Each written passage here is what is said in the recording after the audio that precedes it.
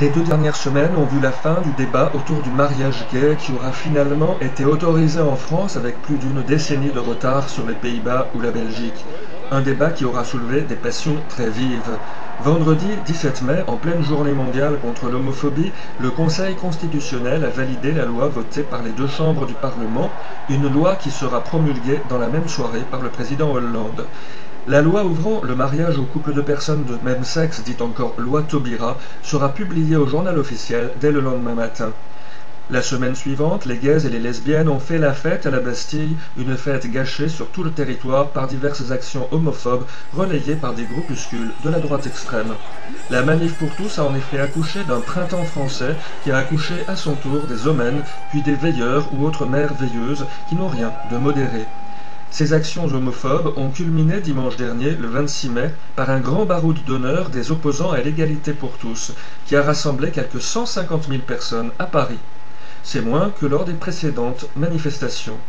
Les partisans d'une union civile ayant été hués, on peut affirmer sans risque de se tromper que si officiellement ce rassemblement homophobe portait encore les couleurs de la Manif pour tous, il était complètement dépassé et même phagocyté par les homophobes plus durs du printemps français qui sont opposés, eux, à toute reconnaissance légale des couples homosexuels. Que vous êtes unis par le mariage au nom de la loi.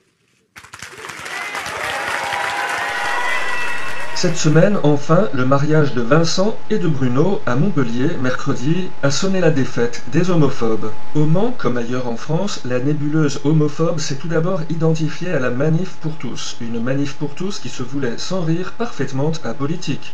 Après vérification, il s'est avéré que le collecteur des fonds devant payer les autocars des manifestants se rendant du Mans à Paris, c'est-à-dire un des principaux activistes de la Manif pour tous au Mans, demeurait à quelques pâtés de maison des locaux des NBC News. Contacté par téléphone, il a admis être l'un des 7 ou 8 homènes sévissant dans le département de la Sarthe. Les homènes, c'est cette frange activiste dure du printemps français qui singe les fémènes dans des happenings pathétiques.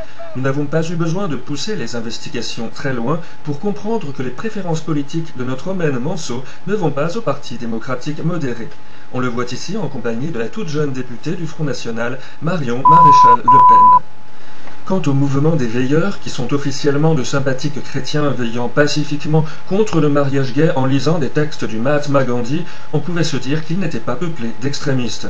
Une brève vérification nous apprendra au contraire qu'on peut y reconnaître des néo-pétainistes nostalgiques du régime de Vichy et partisans, comme le groupuscule Civitas, d'une chrétienté purifiée de toutes les salissures apportées par les compromissions entre l'Église et une république qu'ils détestent.